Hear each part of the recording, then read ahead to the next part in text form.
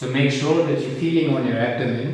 Người thẳng cái phần này đó là khi người ta cảm nhận được ở cái phần bụng này ạ. And Đó if là you phần bụng này có thể cảm nhận được. and if you're not feeling on your stomach, then bring your hips either down or up. Nếu như mà chưa cảm nhận được cái phần bụng ấy ạ, thì có thể là bảo người ta là đưa hông hơi lên cao hoặc là xuống thấp một chút. Đó, những And người if they cannot do that, you can see already that she's probably not feeling, so you put it. Nếu mà chưa được thì mình đến thì mình có thể cầm và nhẹ nhàng hạ họ xuống. Đó. Okay.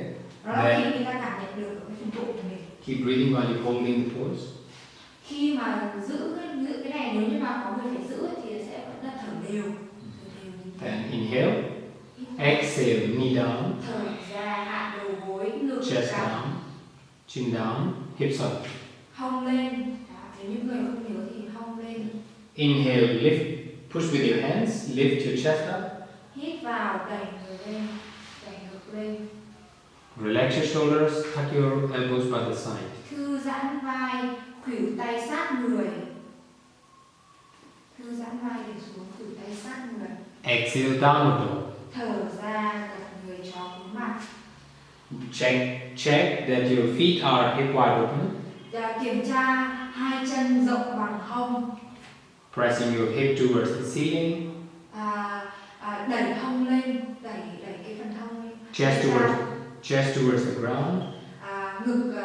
Ngực sát với phần sàn, tức là ngực hạ xuống với phần sàn và hông thì đẩy lên cao.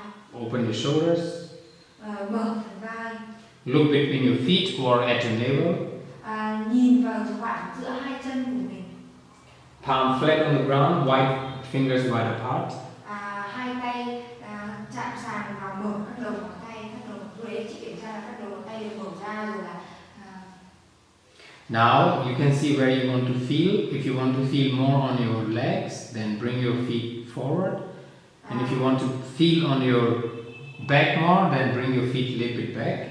Nếu như mà muốn cảm nhận nhiều về cái phần cơ chân thì sẽ có thể di chuyển chân lên trên. Đó. Còn tức là di chuyển tức là bước chân lên sát lên trên đó. Còn nếu như mà muốn cảm nhận về phần lưng thì có thể di chuyển chân ra sau. Sẽ cảm nhận ở phần lưng. Okay, now we can touch chest. Đó. Đây là về phần ấy thêm đó là điều chỉnh ạ. Thì bạn sẽ điều chỉnh, chị sẽ nhìn. Một tay đặt ở không, một tay là chỉ hiểu. I'll do it just all right.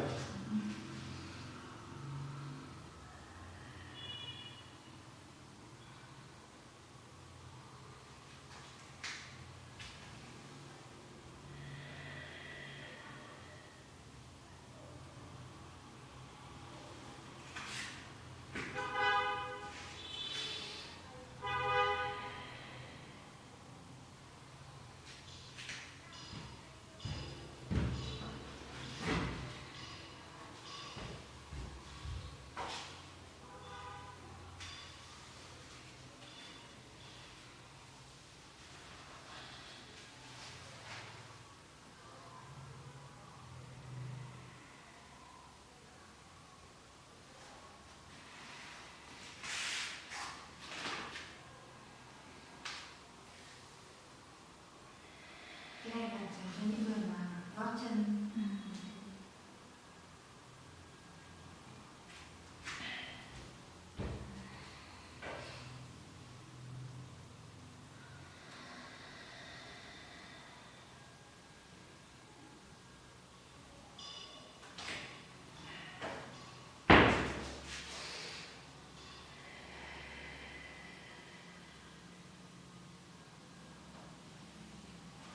Okay. Đó là phần chỉnh của chó cúi mặt ạ. Inhale, right foot forward. Hít vào, đưa chân phải lên và cũng nhớ Knee down. đầu gối và Bring your cổ. toes down, bring your arms up, arch your back. Hít vào, đưa tay lên cao. Võng lưng, đẩy lưng ra sau. Arch. Nếu có thể. And down. Both legs back, both legs forward. Đưa chân còn lại lên trên. Inhale. Thở ra gập người sâu hơn. Exhale down. Inhale, bring your arms up. Hít vào, đưa tay lên cao. And exhale, release. Và thở ra trở về. Okay? Giống như cả, đối với cả cái động tác mà gập người đó, thì giống như chị là cơ thể rất là dẻo rồi thì có thể ok. Còn như những cái người mà giống như kiểu bị cơ bị bó chặt thì chân có thể